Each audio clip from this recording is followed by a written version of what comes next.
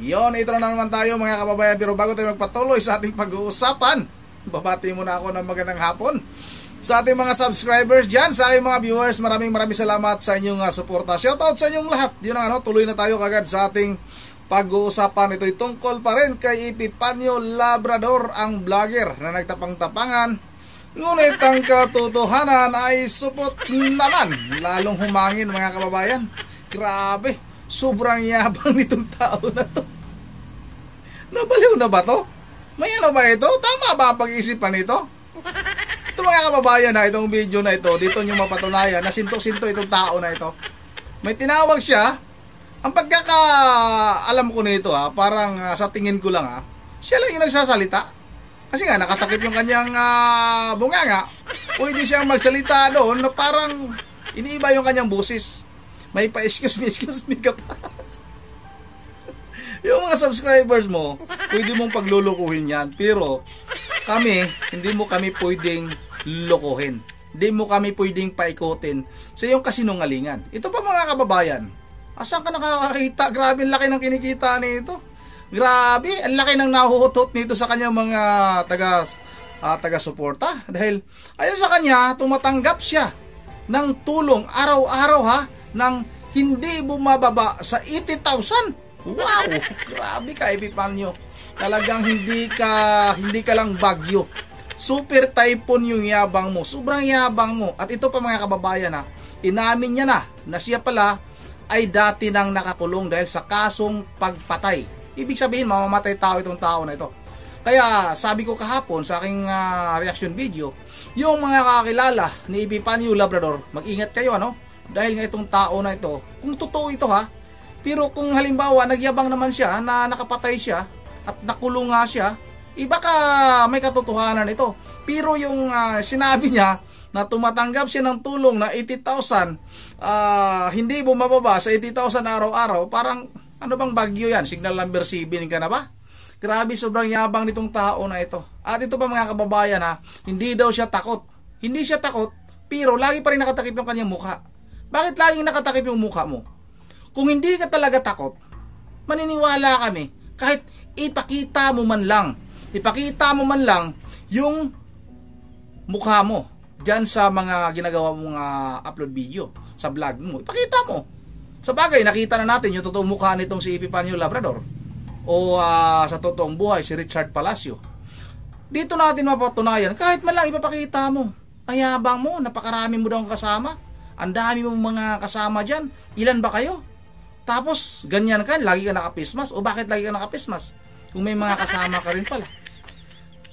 Hangin ka lang talaga, Epipanio o Richard Palacio. Wag mo na kaming paikutin. Kung napapaikot mo, yung inyong mga taga-suporta, may mga nagkukomento din dito sa akin, fake news daw.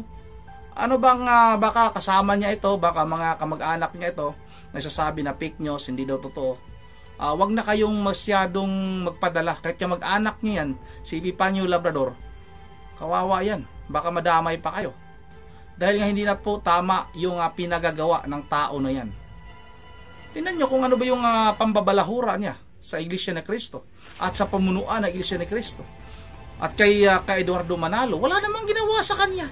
Gumawa ng peace rally ang Iglesia ni Cristo para sa kapayapaan ng ating bansa. Pero anong ginawa ng tukmulo na ito? Ng kumag na ito? Galit na galit. Ayaw niya ng kapayapaan dahil nga pala siya dati nakapatay na.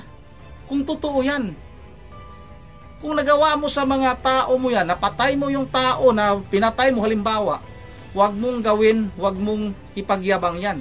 Dahil baka naman yung napatay mo ay hindi na halos nakakagalaw, hindi na nakakatakbo, hindi na nakakalaban, kaya napatay mo. Sobrang yabang mong tao ka. Ito na mga kababayan, kayo na rin yung bahalang bumalak. Kalatan nyo ng buhay itong tao na ito. Sobrang yabang nito. Ito na, sabay-sabay natin itong panoorin. Asa na? Ito na. Ang gabi po sa inyong lahat. So, sa totoo lang mga minamahal ko mga kababayan, ayoko sana mag-vlog ngayong gabi. O bakit? Kasi gusto ko sana sa isang araw, isang beses lang. Hindi naman tayo tulad ng isang ibang mga vlogger dyan na gusto ay tatlo sa isang araw para malaki yung kanilang income. So, kaya lang po ako nag-vlog ngayong gabi dahil po sa marami pong tumawag sa akin ng mga supporters natin, ng mga pulis, militar, at iba pa, no? Na hindi mga iglesia ni Manalo na sumusuporta po sa atin. Ngayon, dahil nakiusap po sila na wag na lang sabihin yung kanilang mga pangalan dahil alam naman natin na may ibang mga iglesia ni Manalo na membro na alam mo na, pag nalaman nila, alam mo naman, utak ng mga membro ng iglesia ni Manalo, mga utak zombies, no?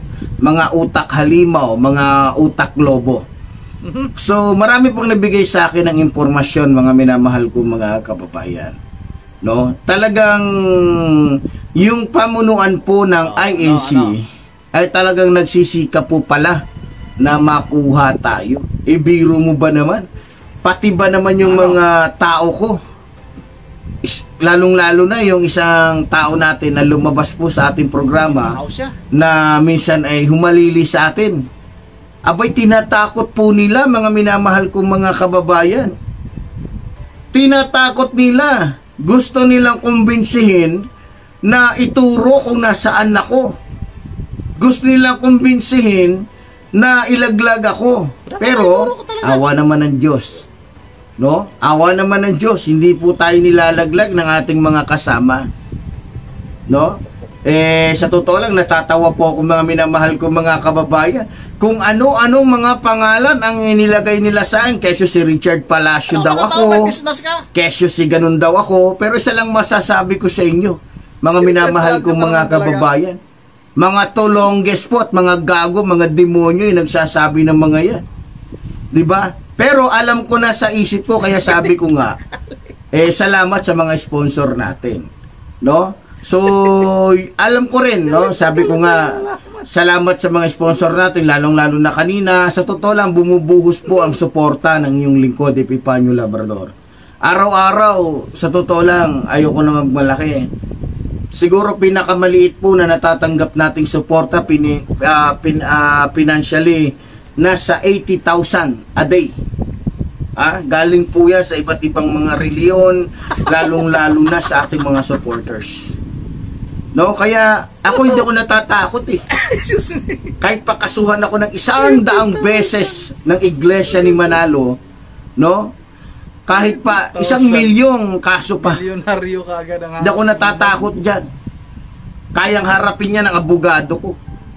Ayoko lang sabihin kung sino yung abogado ko, baka sabihin niyo, ang yabang mo naman. 'Di ba? Pero ganun pa man, hindi po tayo natitinag. Dahil alam ko naman, ang lahat ng ginagawa ng iglesia ni Manalo, na kung saan pinapagalaw niya yung kanyang mga vloggers, lalong-lalo na doon sa Facebook, kung ano-ano kanilang pinupost, kasi ayun, yun daw yung mukha ko, yun daw yung ganito ko, nakakatawa naman. Nakakaawa na kayo, mga iglesia ni Manalo. Tapos sabi pa nila, malapit na daw ako. Tarantado. Sa totoo lang, natatawa nga yung dito, mga kababayan ko, hindi po ako nag-iisa. Gusto niyong marinig ang boses ng isa sa mga lagi kong kasama? Sige nga. Isa lang sa 70 na kasama ko. Boses mo lang naman yan yung dalawang commander ko lang yung pakikibuin ko.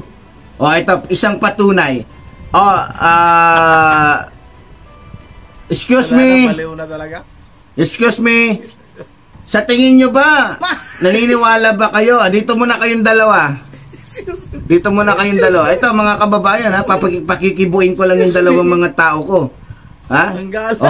Ikaw, Commander, maniniwala ka ba sa sinasabi ng INC? Hindi ka pa.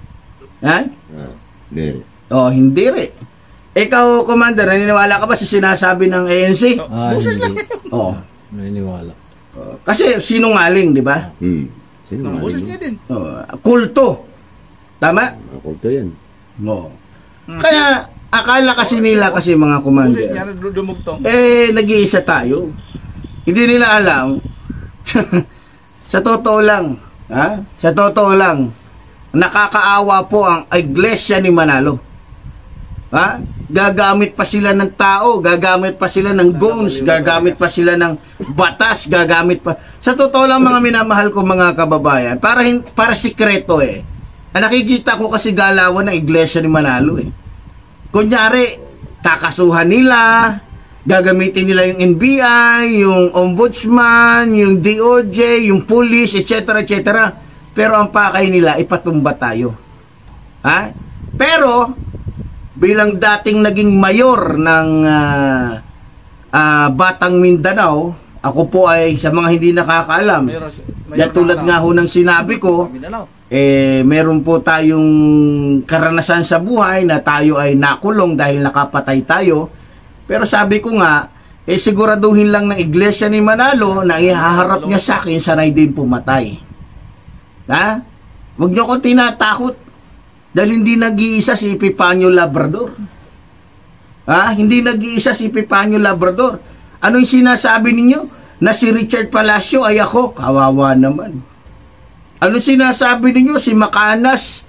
Meron ako nabasa doon si Manyas ako. Si hindi yun si Manyas, si Manyak. Yun ang mga kababayan, wala na. May tama na po talaga.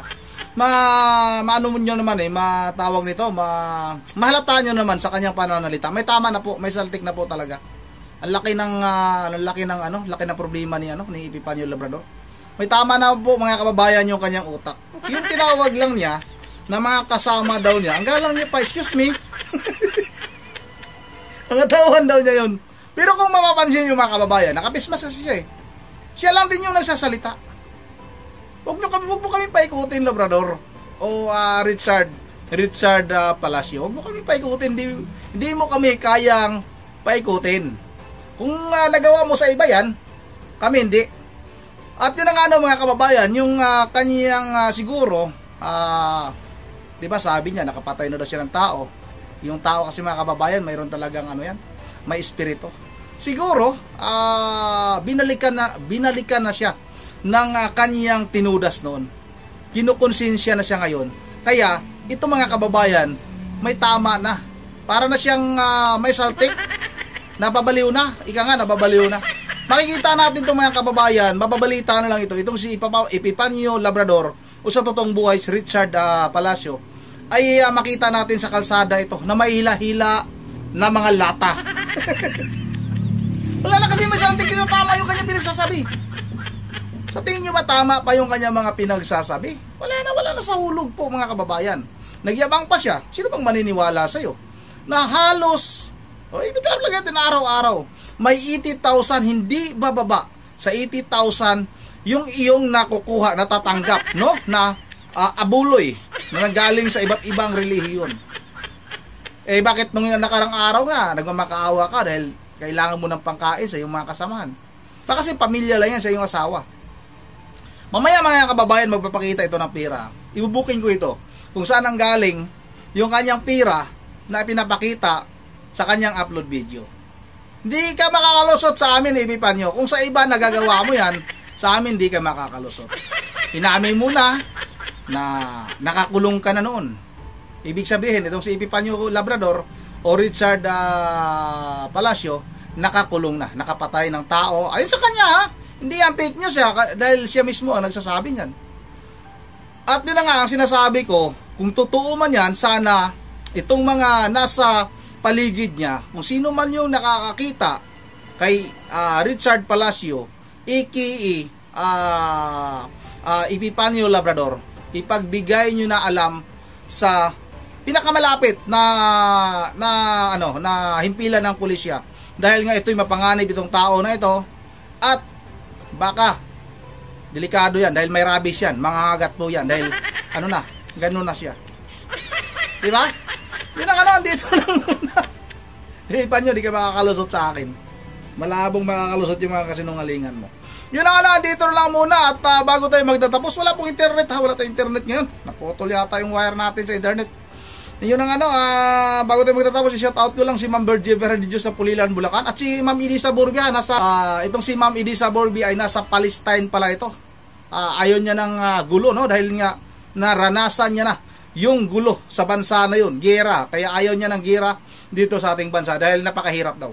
Yun ang shout out na rin kay Ma'am Joyce ng Japan, kay Yuri Coco at kay Dion, mga apo ni Ma'am Berger Religious ng Pulilan, Bulacan, at kay Ma'am Susan 786, at sa lahat-lahat sa mga nagkukomento. Pasensya na, hindi ako makababasa ng komento ngayon dahil wala akong internet sa ngayon. Naputol po yung wire ng internet namin dito. At hanggang dito na lang muna once again. This is Ronde TV mo. Ingat yung lahat. God bless bawat isa sa atin.